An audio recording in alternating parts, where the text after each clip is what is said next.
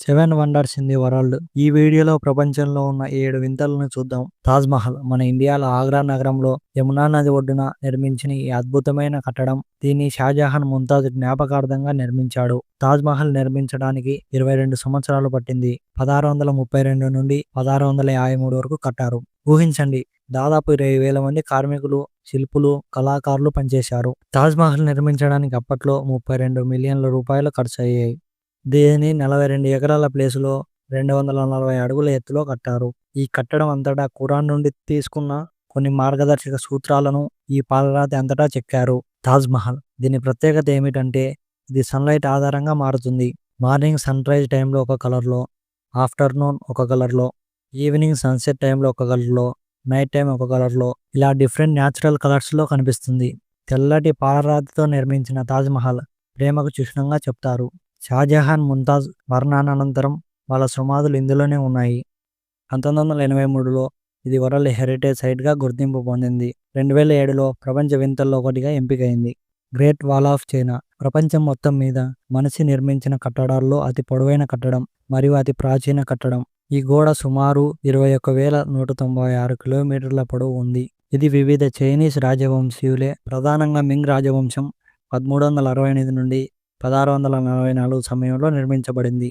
Mongolian దాడుల నుండి రక్షణ కోసం ఈ గోడను నిర్మించారు. ఎంతోమంది రాజులు ఈ గోడ నిర్మాణాన్ని కొనసాగించారు. ఈ గోడ నిర్మాణంలో లక్షలాది మంది కార్మికులు, సైనికులు మరియు ఖైదీలు పనిచేశారు. చాలా మంది కార్మికులు నిర్మాణ టైంలో మరణించారు. ఈ గోడ నిర్మించడానికి ఇటుకలు మరియు కొండల నుండి తరలించిన రాళ్లతో కట్టారు. కొన్ని ప్రకృతి వైపరీత్యాల వల్ల ఈ గోడ కొన్ని భాగాలు ఇప్పటికే శిథిలం అయిపోయాయి. సరిహద్దుల్లో శత్రువుల నుండి రక్షణ కోసం నిర్మించిన ఈ గోడ 1987లో వరల్డ్ హెరిటేజ్ సైట్గా గుర్తింపు పొందింది. 2007లో ప్రపంచ వింతల్లో ఒకటిగా ఎంపికైంది. ప్రతి సంవత్సరం లక్షలాది మంది టూరిస్టులు ఈ గోడను చూసేందుకు వస్తూ ఉంటారు. మాచూ పిచ్చు అంటే పురాతన శిఖరం అని అర్థం. ఇది సముద్ర మట్టానికి 8,000 అడుగులో ఆకాశాన్ని తాకే పెద్ద పెద్ద పర్వతాల మధ్య ఉంది. ఇది ఒక పురాతన నగరం. ఇది ఇంకా సామ్రాజ్యం వారి చేత 15వ శతాబ్దంలో దాదాపు 1450 సంవత్సరంలో నిర్మించబడింది. ఇంకా సామ్రాజ్యం అప్పట్లో దక్షిణ అమెరికాలోని అతిపెద్ద మరియు అత్యంత శక్తివంతమైన సంస్కృతి. ఈ నగరాన్ని పాచా కుటెక్ అనే ఇంకా చక్రవర్తి సమయంలో నిర్మించినట్లు చరిత్రకారులు భావిస్తున్నారు. ఆసక్తికరమైన విషయం ఏమిటంటే మాచూ పిచ్చు గురించి ప్రపంచానికి 1911 వరకు తెలియదు. అమెరికన్ చరిత్రకారుడు హిరామ్ బెంగమ్ అనే ఆయన తిరిగి కనుక్కున్నాడు. ఇక్కడ 600 నుండి 1000 మంది ప్రజలు నివసించినట్లు అంచనా. మాచూ పిచ్చు భూకంప ప్రమాద ప్రాంతంలో ఉన్నప్పటికీ దీని రాతి నిర్మాణం భూకంపాలను తట్టుకునేలా నిర్మించారు. దీన్ని ఎందుకు నిర్మించారనేది ఇప్పటికి కూడా పెద్ద మిస్టరీగానే మిగిలిపోయింది. 1983లో వరల్డ్ హెరిటేజ్ సైట్గా గుర్తింపు పొందింది మరియు 2007లో ప్రపంచ 7 వింతల్లో ఒకటిగా ఎంపికయింది.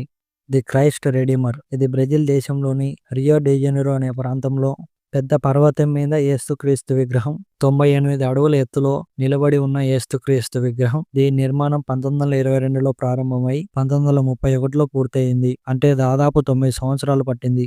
ఇది కేవలం ఒక విగ్రహమే కాదు, ఇది శాంతికి మరియు బ్రెజిల్ సంస్కృతి యొక్క గొప్ప చిహ్నం. బ్రెజిల్ సిటీలో ఎక్కడి నుండి చూసినా ఈ విగ్రహం కనపడుతుంది. ఈ విగ్రహం నైట్ టైంలో లైట్లతో ప్రకాశిస్తూ చాలా ఆకర్షణీయంగా ఉంటుంది. ఇది 2007లో ప్రపంచంలో ఉన్న 7 వింతల్లో ఒకటిగా ఎంపికైంది. చీచెన్ ఇట్జా మెక్సికోలోని యుకాటాన్ రాష్ట్రంలో ఉన్న అతిపెద్ద మాయా నగరాల్లో చీచెన్ ఇట్జా ఒకటి. ఇక్కడ చూస్తున్న నిర్మాణం పేరు ఎల్కాస్లో. ఇది 98 అడుగుల ఎత్తులో ఉంది. ఈ పిరమిడ్కు 4 వైపులా 91 మెట్లు ఉన్నాయి. మొత్తం 364 మెట్లు ఉన్నాయి. పైన ఉన్న ఆలయంతో కలిపితే 365. ఇది మాయన్ క్యాలెండర్లోని రోజుల్ని సూచిస్తుంది. ఈ పిరమిడ్ మాయన్ ఖగోళ శాస్త్ర నైపుణ్యాన్ని చాటుతుంది. ఇది క్రీస్తు శకం 8 నుండి 12వ శతాబ్దం మధ్యకాలంలో కట్టబడింది. వీరికి అప్పట్లోనే ఆస్ట్రానామికల్ మీద ఎక్కువ నాలెడ్జ్ ఉండేది. సూర్యుడు, చంద్రుడు, భూమి, నక్షత్రాల కదలికను అప్పట్లోనే గుర్తించారు. వీరు మాయా క్యాలెండర్ని కూడా చాలా క్రియేటివిటీగా రూపొందించారు. ఇది 1988లో వరల్డ్ హెరిటేజ్ సైట్గా గుర్తింపు పొందింది. 2007లో ప్రపంచంలో ఉన్న 7 వింతల్లో ఒకటిగా ఎంపికైంది. కొలోజియం ఇటలీలోని రోమ్ నగరంలో ఉన్న అద్భుతమైన నిర్మాణం. వెస్పాసియస్ అనే చక్రవర్తి క్రీస్తు శకం 70లో ఈ నిర్మాణాన్ని ప్రారంభించాడు. ఇది క్రీస్తు పూర్వం 80 నాటికి పూర్తయింది. ఈ కొలోసియం రోమన్ సామ్రాజ్యం యొక్క శక్తి మరియు వినోద సంస్కృతి ప్రదర్శించడానికి నిర్మించబడింది. ఈ కొలోసియం 189 మీటర్ల పొడవు, 156 మీటర్ల వెడల్పు మరియు 48 మీటర్ల ఎత్తు. ఇది అతిపెద్ద ప్రేక్షకాగారం. ఇందులో 50,000 నుండి 80,000 మంది ప్రేక్షకులు జరిగే పోటీలను చూడవచ్చు. ఇందులో 80 ప్రవేశ ద్వారాలు ఉన్నాయి. గ్లాడియేటర్ ఫైట్స్, జంతువులకి మనుషులకి జరిగే పోటీలు, మనిషి కొట్టుకునే పోటీలు, జంతువులు మనుషులకి పోటీలు. ఇక్కడ జంతువులను బలిచ్చేవారు మరియు నాటకీయ ప్రదర్శనలు కూడా జరిగేవి. 1980లో ఇది వరల్డ్ హెరిటేజ్ సైట్గా గుర్తింపు పొందింది మరియు 2007లో ప్రపంచ వింతల్లో ఒకటిగా ఎంపికైంది. పెట్రా జోర్డెన్ ఎడారి మధ్యలో రాతితో చెక్కబడిన అద్భుతమైన పురాతన నగరం. పెట్రా అంటే గ్రీకు భాషలో రాయి అని అర్థం. ఈ నగరం నబాటియన్ సామ్రాజ్యం యొక్క రాజధానిగా 2వ శతాబ్దం వరకు ఉంది.